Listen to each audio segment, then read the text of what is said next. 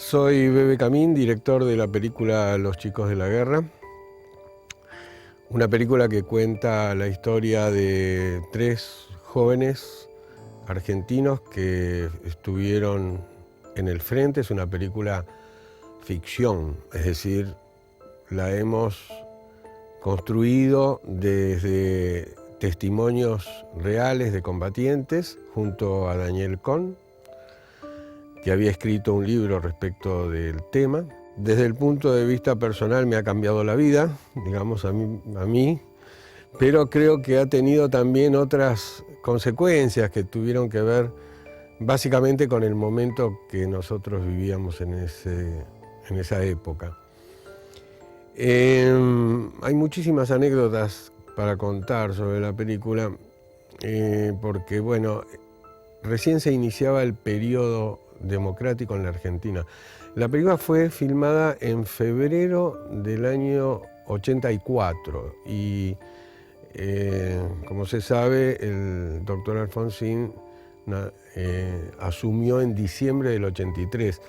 Fue una de las primeras películas de la época democrática y no fue la única que se refería al tema específico de la democracia, porque simultáneamente se iniciaban una serie de producciones del cine.